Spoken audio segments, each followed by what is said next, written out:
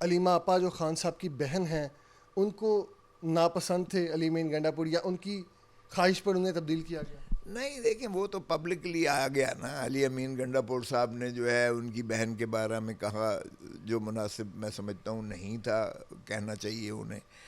یہ پارٹی کے اندر کی کوئی باتیں ہوتی ہیں تو وہ پارٹی کے اندر ان کا جو ہے ڈسکس کرنا چاہیے. اسی طرح علیمہ آپا نے بھی ان کے خلاف باتیں کی اور پبلکلی باتیں کی. یہ تو میں اس سے تو انکار نہیں کرتا کہ ان کے درمیان جو ہے ایک خلیج بالکل تھی. اور اسی طرح میں سمجھتا ہوں بشریٰ بی بی کے ساتھ بھی ان کا کوئی اتنا زیادہ وہ ہم آہنگی نہیں تھی. یہ تو انٹرنلی جو ہے ڈفرینسز تھے. لیکن عمران خان نے میں سمجھتا ہوں کہ سہیل آفریدی کو بڑا بروقت جو ہے ایک انتخاب کیا. ایک تو یہ ہے کہ جو دہشت گردی تھی وہ ٹرائبل بیلٹ میں بہت زیادہ سراسیمگی پائی جاتی تھی، اور جتنا بھی خون ریزی ہو رہی تھی یہ ٹرائبل ایریا بیلٹس میں ہی ہو رہی تھی.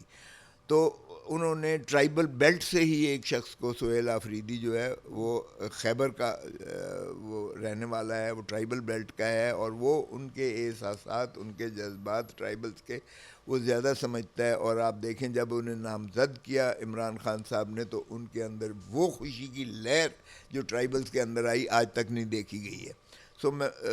سو اس کا انتخاب اس لیے بھی بہتر تھا کہ وہ اس دہشت گردی کو یقیناً زیادہ بہتر طریقے سے، مؤثر طریقے سے کنٹرول کر سکتے ہیں اور ان کو جو ہے آپس میں بٹھا سکتے ہیں. کیونکہ اس جانب ہو یا اس جانب ہو، افغانستان کی طرف ہو، فیملیز ڈیوائیڈڈ ہیں آپس میں. فیملیز، ان کی زبان ایک ہے، ان کا کلچر ایک ہے، ان کا مذہب ایک ہے، سارا کچھ ایک ہے. اور ہم 50 سال سے تو ان کو اپنا جو ہے ہم نے اپنے سینے کھول کر ان کو یہ جو سمویا معاملہ ہوا. آ رہا تھا کہ جو بانی پی ٹی آئی ہیں ان سے ملاقات کا جو تھا، ایک مخصوص سی ٹیم ہے خان صاحب کی جو ان سے ملتی ہے اور وہ باہر آ کر خان صاحب کا پیغام پہنچاتے ہیں.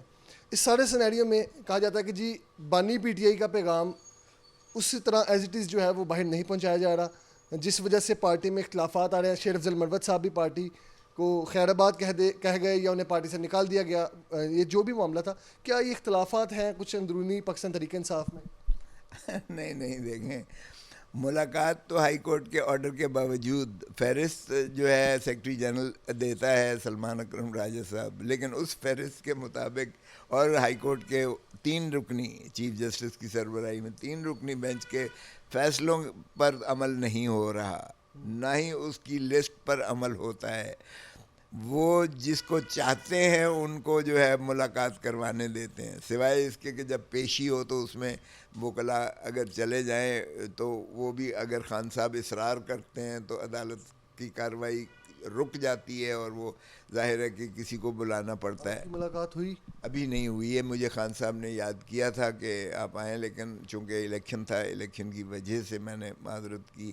اب میں انشاءاللہ جا کے انہیں ملوں گا، یہ سوموار یا منگل کو انشاءاللہ ملوں گا. صحیح. اچھا، پنجاب میں جو بلدیاتی الیکشنز ہیں اس حوالے سے پی ٹی آئی کی کیا تیاریاں ہیں؟ دوسرا جو پاک افغان کے جو وار کا معاملہ چل رہا ہے اس پر کیا کہیں گے آپ؟